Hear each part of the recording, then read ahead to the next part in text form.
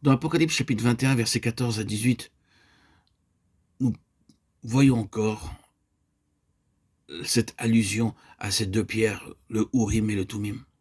Et là, nous avons une vision des murs de la Sainte Cité qui ont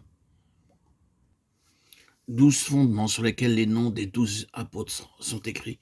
Ces pierres précieuses se trouvent dans ces fondations.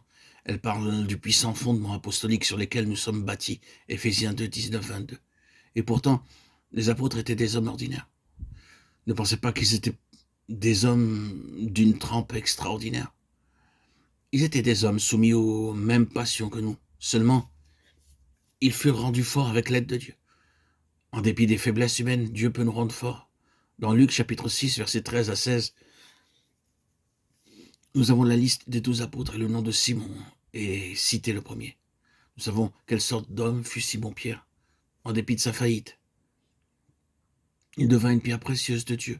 Bien que nous ayons souvent des manquements néanmoins dans le Seigneur Jésus-Christ, nous aussi, nous sommes des pierres précieuses. Comment Simon-Pierre devint-il une pierre précieuse? Ce nom Pierre signifie simplement une pierre ordinaire brute.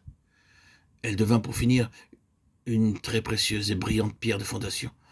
Lorsque Pierre vint au Seigneur Jésus-Christ, il était au début une pierre ordinaire repoussant à voir, telle que vous en voyez au bord de la route. Cependant, dans les fondations célestes, il est représenté par une merveilleuse pierre précieuse. Le premier fondement était de jaspe, Apocalypse 21, 19. Pierre, la pierre rugueuse, est maintenant semblable à une précieuse pierre de jaspe, lumineuse, brillante.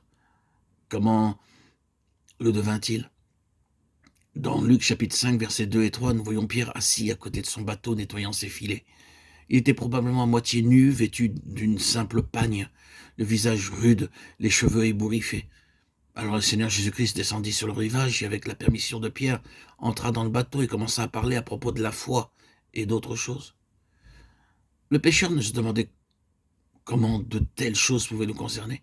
Mais le Seigneur connaissait tout au sujet de Simon, et lorsqu'il eut cessé de parler, il lui dit « Avance en pleine eau, et jetez vos filets pour pêcher. » Quoique le Seigneur parlait à de nombreuses personnes, il avait cependant vu les pensées agitant le cœur de Simon. Simon répondit « Seigneur, nous avons peiné toute la nuit, et nous n'avons rien pris. Maintenant, pour te plaire, je ferai ce que tu demandes. » Mais il ne croyait pas qu'il attraperait un seul poisson.